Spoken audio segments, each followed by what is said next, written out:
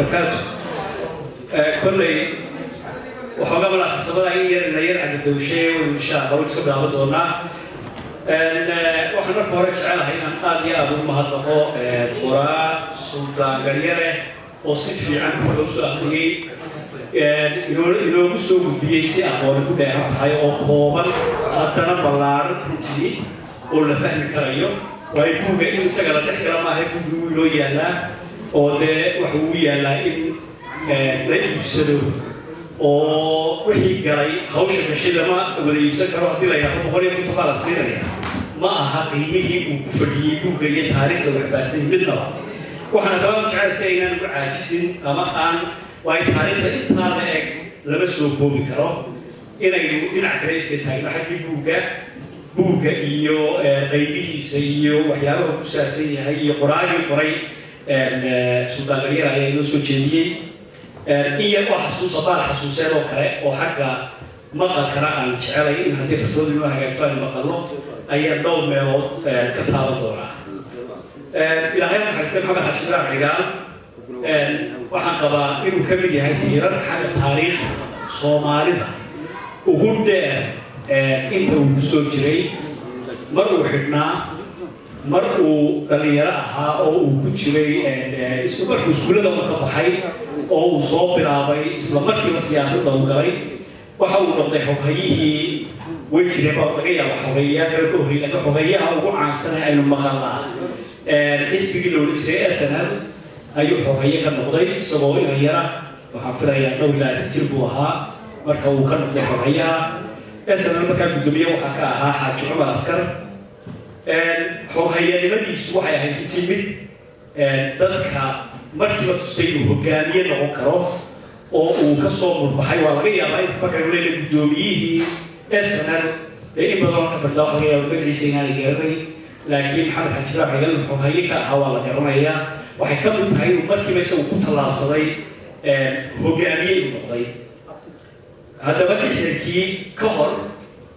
ilaa wax weyn oo leeyahay oo leeyahay baa la aasaasay SNL حكاية سيوها كذب وحاول نغيركي سبب كم أقول نغير سبب أما إن أوراديو هرنمادي مكان غيرتي سومالي لاند بروتكتري إنجليز كسبب مرة خصوصا بطري حتى لما كذب أقول تجي وكان وهجانيو وفتي كره لي إنجليز إن سومالي لاند هرنمادي أي دور يسقط شروط إنك قالته طبعا هديك دجال باين لها وأروح قبا تدخل أنت وهرميز سلا دريك هرميز لكن مركب واحد ديار وهاي إنجليزكو ودبل البرجيين لا دجال ما ديار باي وهاي لكن وكوري وده واحد المستقرن يطلعين بتشتري اسمه برتالي هذا بقى محمد بن عيال وكور رمية وفتي مركي وعمل ورقاتين إنجليزكو طريق الحرنمة هلقة أي هاي لسيو سومالي بروتكتري سوى بحسي بيسي أي أشعار بكور بني مليون بيسي ما أنت الحالة نسكر سكرتري شو بيسي وحوطي هذا بيسي عندوني إنه وضعي إن كل يكون درجة ما معين أنا كلام اليوم أنت اسمي كي ما هو واحد دول دقيقة كذا بوصي قوي وحيدوني يعني هذا حتى إنه مش بتشتري واحد بقول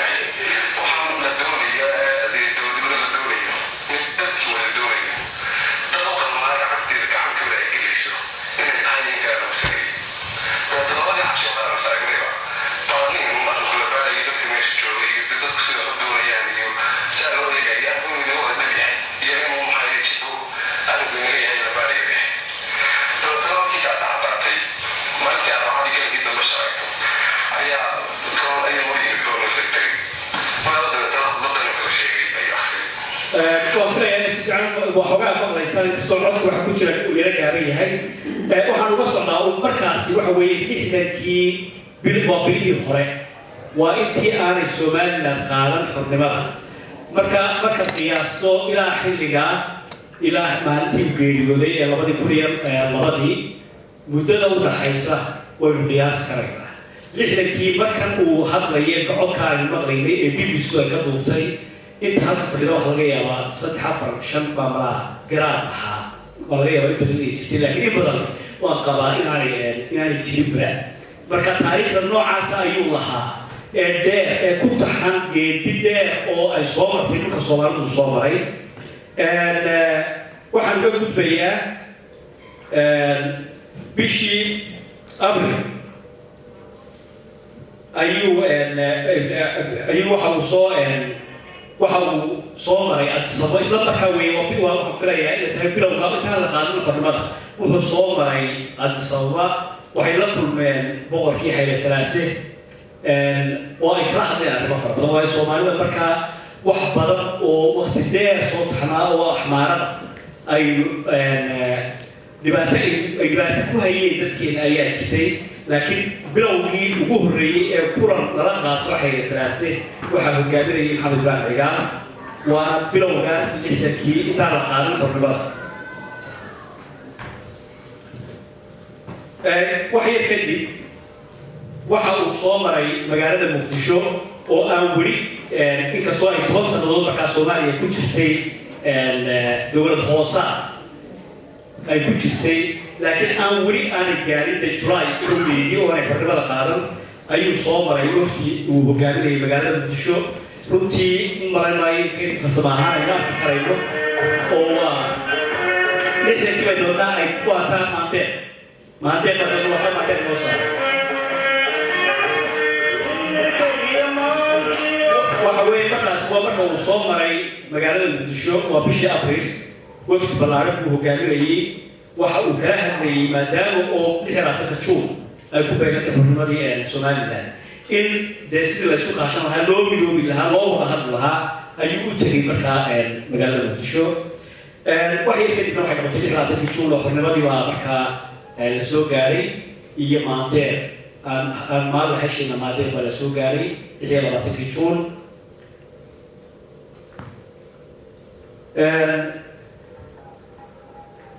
مادة لاين من غير مقدمة ولا هاي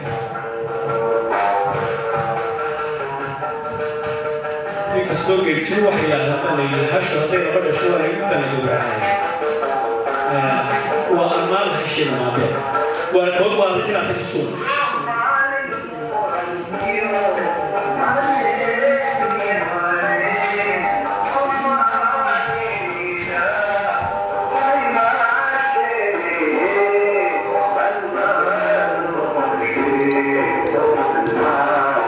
واتهاي وحا تدبير إحداكي واحد واختيار والد سوق كوبيا واي واحد كجار كنا ما هبوق جاساري واحد كبريه تدبير إحنا كي واحد أو نصيب وهرايو النقطة رئيس وزاري جمهورية الصومال ده يسمى أمريكا رئيس وزراء وأمريكي وبالحوينها عبد الرشيد علي شباكة إلهي محسن بدولبا أيه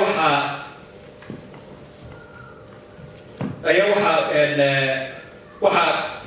ودولي أما وكاني بدي شكا السنة رئيس وزراء دلك تشاينا ما تقول مخاناي تولي هي ودولي هي سيا أدوك وحلي هي أيوة ودولي محمد حجرام عقال أو لها دل عن لا بونسرين أو لا بونسرين الدنيا هي كلامها ذكروا أهلها قار بركوا رواين لا بونسرين الدنيا هي أيوة بدي شكا يحلي لمكجاه هي isagoo isku kalsoon oo ku qalweyn dalka uu ka soo markaa hay jumhuriyadda Soomaalida waxa jeclaan lahaa halkaan hadii ay noo hay'ateen codkiina maqalo ra'iisul wasaarihii dalka Maxamed Xaaji Ibrahim Cigaal markii madaxweynaha la dilay wadanka dibadda ayuu kaga maqnaa waxa uu joogay dalka Mareykanka oo uu kaga qayb galayay kulankii golaha guud ee qaramada midoobay ee sanadkaasi kulankaasi Mr. Maxamed Xaaji Ibrahim Cigaal waxa uu ka hadlay bishii Oktoobar 7 sanadkii 1969 oo laba toddobaad ay ku horeysay waqtigii talada dalka ciidamadu ay la wareegeen hadalkii maalintaasi Mr. Cigaal uu ka jeediyay qaramada midoobay waxa ka mid ahaa waxyaabihii uu doodayay xuquuqda Falastiiniyiinta iyo in dadweynaha Shiinaha loo ogolaado qaramada midoobay wadankaas oo sida aad imika ka warqabtaan ka mid ah wadamada awoodda fiidkooda ee diidmada qayaxan la yiraahdo kulla qaramada midoobay oo xubinna ka golaha ammaanka bal qadar aanu idinka maqashayna hadalkiisii oo af Ingiriisi ah. We cannot ask a state to respect our authority when we exclude that state from participation in our decision-making machine. In addition, we cannot expect the authority of the United Nations to carry full weight. suurtagal ma aha in dal aynu ka doono inuu xishmeeyo awoodda qaramada midoobay iyadoo dalkaasi aynu iska hortaagnay inuu qayb ka ahaado qaabka aynu gaadhno. intaana waxaan macnaha intay iga helay xasuusun macnaha heerarka taariikhada uu soo maray ilaahay maxamed maxamed xajibaar cigaal ayuu baan jeclaysan in macnaha aynu maqalno iyo xitaa qabweynidii soomaalidu marka ay ku qabweyneyd dal ahaan ee ay u doodayeen dalka China maanta adduunkoo dhan uu ka dambeeyo ee suuladaan ay joognaa ay ka dambayso ayuu u doodayo laha war la aqoonsado. maxamed cigaal markaa uu soo noqday waddanku ku soo noqday waa madaxweynihii waa la diray laakiin waddankii waxaa qabsaday militarigii ayaa la wareegay afgembi baa ka dhacay isagana waa la xidhay jeel baa la dhigay muddo yar kadib ilaa 3 sannadood 4 sannadood buu gaayay si fiican ugu qorantay iyadoo faahfaahsan waa la sii daayay waxaana loo magacaabay safiir India waa 6 sannadood kadib dabadeedna safiirkii isagoo malaasan meelaha ahaa ayaa haddana dib loo qabtay oo waa la soo xidhay ilaa 28kii ayuu xidhnaa waa muddo yar ma aha runtii macnaa waa 10 sannadood oo weliba wax la jiraan waa muddo aad u badan in uu qof ku xidhnaado iyadoo aan maxkamadda taagin oo aan wixii lagu eedeynayay aan lagu helin ama dee la soo saarin maxkamad cadaaliya ayuu intaa u xidhnaa militariga laftiisu cadaaladda kama tago marka doone halkaa waxaa dhacday markaa in uu warar badan loo geeyey oo uu ama iyada oo laga hadlayo xaaskiisii oo runtii dee aad uga murugaysan xarigiisa hooyadii oo aad iyo aad uga murugaysan dad badan oo kale iyagu ku jeesteesayo le oo muxuu ahaa warba muxuu qaban jiray muxuu inoo ahaa waxyaaba sidaas dabadeedna dhinac baa kala ka tusaya maxamed ibraahim cigaal wuxuu ahaa nin gabayaa wuu gabi jiray gabayadana buu leeyahay oo iyaga laftooda gooni loo ururiyo aynu kolleyba la ururin karo gabaygan soo socda waxa uu ku barnaamijsanayaa taa waxaana ka mid ahaa dalalkeedna maqan baan lahaa duusiyey noqonee dulmigii wajeer lagu hayay iyo dacas wixii gaadhay dafirtaya Itoobiya intay daac naga haysay dekadii Jabuutina sidii magaca loo dooshay intaa soo debarayay anaga taagay ay gudaha sii dumin jireen ani daraadaya xaajooyin duugoobay oo daalay baa waa la dabqayaa in afsami doonay intaanaynu codey ka maqalno u diraan dircina soo raacay sidaa marka waa ii diyaar beedi duugmale walaalnimo ninkii dilay hadduu cabashaday waaye xaajooyin duugaabay oo daalay baa iman waa lay dabqayaan afsami doonay anigoo dalkeena iyo fadhiyay dagaaladii saaxiib oo higirkii yahay dugsi oo weerka doonayay diyaafadan kaliya duulada waaye تغير حسين قد شيء دوبي قاعد طولي إن المدركان هو دراد على صار عين سلام مرق وايد قاعد بينتوما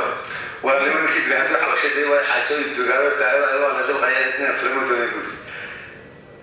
ده بقى هي شركة لسعر باترة نفسية ده كأن المقام على حدود زي نعم دول اللي وشير لو هي ده أساسي قال ده فت هي شو بيعيد ده أنا يحكي ده كده يشبوتي سيدي ما قاعد دوشي أنت شو تبري حنا قال ده أي بدها تزيد ويشرب هذا الكلام وأنا لما كنت بهدوء على الشدة واحد حاجوي الدجاجة والتعليم أنا ولا تبغى ينفر مثلا يقول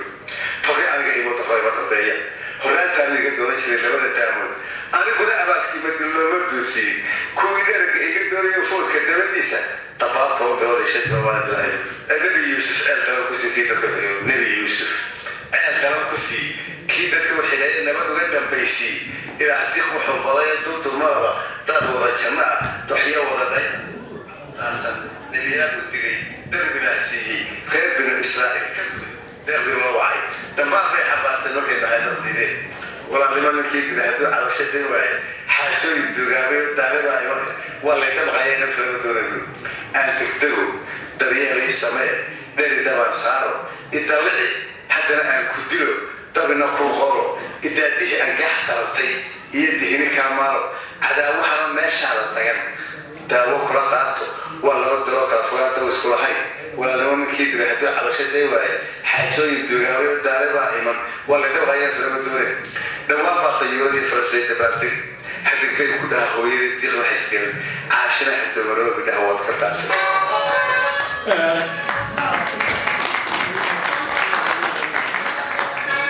caashina waxaaskiisii iyo wuxuu la hadlay toos u hadlay iyo hooyadii leeyay waxba hawerwerina laakiin uu garramaya wuxuu la garramayay hadallo kusoo dunduuray ayuu ka garramayay dhinaca gabayaaga inuu gabayaaha waa laga yaabaa in badan inaanay maqal runtii weliba gabayadiisu waa gabayada ugu culus marmarka qaar bayadawa saddexda iyo laba dhacal ayuu runtii ku gabi jiray af carabigana wuu ku gabi jiray gabayga soomaaliyana sidaasuu runtii ugu ahlay balaaqiya oo gabayaaweyn buu ahaa way jireen gabayo badan oo kaftan ahaa oo xitaa xilligii hore uu dhalinyarada ahaa way jiraan waxa aan iyadana aynu uga gudbaynaa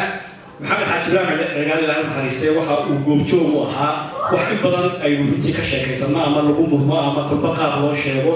ayuu goobjoog ka ahaa oo ahayd halgankii israacii iyo midnimadii soomaalida goobjoog buu ka ahaa weliba waxaan qabaa inuu safka hore kaga jiray isaga oo su-aalo lagu weydiiyey jabuuti ka hadlaya ayaan iyagana in yar jeclaan lahaa inaynu ka maqalno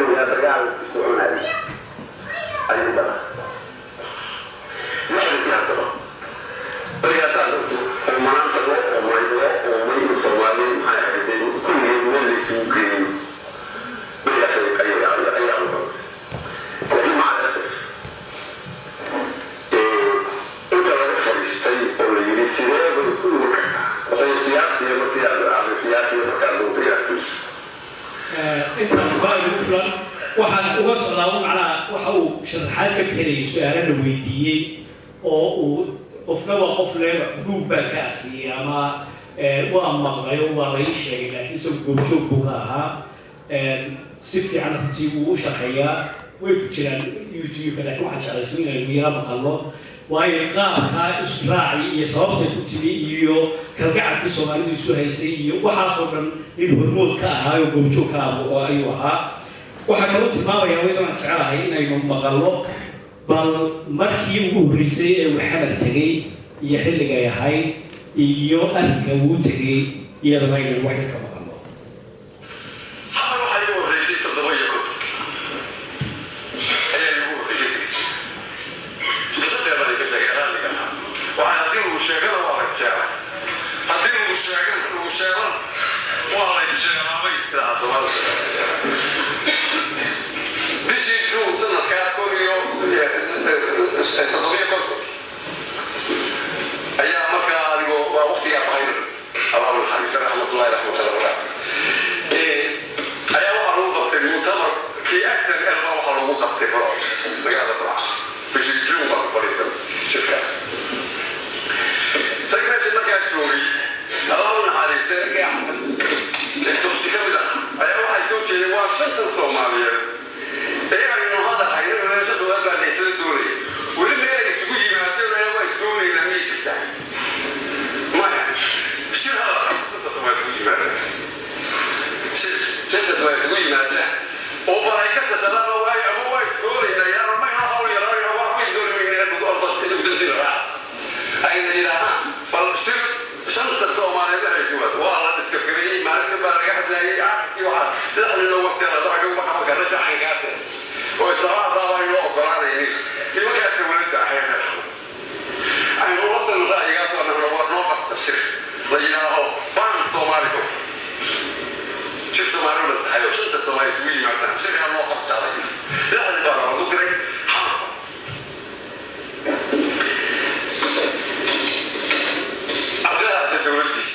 waqtiga halka la leeyahay waqtigu bala way la gaaban yahay ka raali hadii waan ku yadeeyay laakiin se waxa la tuhun rutiinayo mar haddii maanta uu soo diyaariyay buuga iyo taariikhda dheer inuu wax ka yar maqlo gabagabadii baan marayaa waxa uu markaa tilmaamayay waxay ahayd 7 ayuu magaalada Muqdisho tagay jidka uu maray qofkii jidka intuu isu jira garanaya uu garanayaa dhulku beriga isugu wada furay laba dalbu kala ahaa hilowga iyo kalgacalka ay markaa dadku isu hayeen iyo hogaaminta uu markaa isagoo inaya uu ku jiray wada qiyaas kala 7 runtii waxaan filayaa weli sodonka markaa uu gaaray soddon jir buu ahay wax badan markaa uu tilmaamay oo uu ka warramay inaan dadku xilligaa aanay u bislay fahamsanayna in laga wada hadlo Soomaali inay shan isugu timaado laakiin dadka badan dadka shirka caadi way jeclaayeen waxa taariikhdiisa soo rogtada 22 ayaa la soo daayay oo jeelka laga soo daayay iyadoo aan maxkamadda taagin iyadoo aan la lahayn waa lagu gafay iyadoo aan wax alla wax waliba isaga loo arkayo inuu wax loo taray ونيك توقع سنوات شيء كبير إنه وحلات هنا أولي من الوقت يسودي تسودي ولا عفي أي هاي لكن وقت ده ما هو هذا وقف بني آدم كله صوبة قف برجع وتاريخ السياسة تسودي جامعته بتبدأ يسوي حقبة محمد بن رجال تاريخ وجود قف صومالي ويشي أيوة ها وايو صدق يسقاش كذا دين وحلوه دورتي سومالي واللي حكي isaga oo markaa wasiir ah uu ka qaaday wafdigii dawladnimada uu qaaday ayuu dib loo magacaabay in jamhuuriyadda Soomaaliland oo dib u soo noqotay inuu ka noqdo madaxweyne ilaa iyo maalmihii xanuunku ku dhacay iyo geeridiisii waxa uu ahaa madaxweynaha jamhuuriyadda Soomaaliland uu ahaa in badan oo markii hore muran iyo wax kasta ha yimaadaan qofka mas'uulka ah muran lagaba waayo in la eedeeyo ama wax laga sheego laakiin waxa tilmaan loogu fulay aaskiisii iyo sida Soomaalida oo dhan ay u dareemeen marka balgeeridii iyo BBC iyo oo ay ka tiri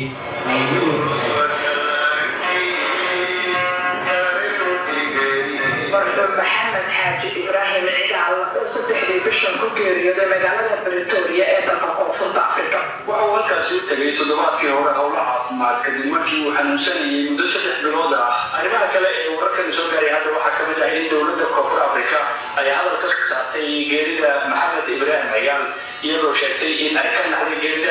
geerida markay maxamed xaaji ibraahim ayaa waxay dadka inta badan ku noqotay lama filaan iyo deegaanyo magaalada boosaaso jaamac ali jaamac ayaa isaguna faagsi tacsi ah ka soo diray waxa uu ku tilmaamay maxamed xaaji ibraahim ciyaal oo baaldahaba uu kaga jiro taariikhda Soomaalida cabdilaali xaaji oo ka tirsan maanta Soomaaliga idaacadda BBC-da ayaa waxa uu ku tilmaamay mustaciyaal nin isagu aqoon dheer u lahaa siyaasadda dunida deeqsinimada u dheeray waxay kaloo ku tilmaameen inuu ahaa nin gacan furan oo siyaasadda iyo dadka Soomaaliyeed aad u yaqaanay nin naxariista isla markaana bulshada ah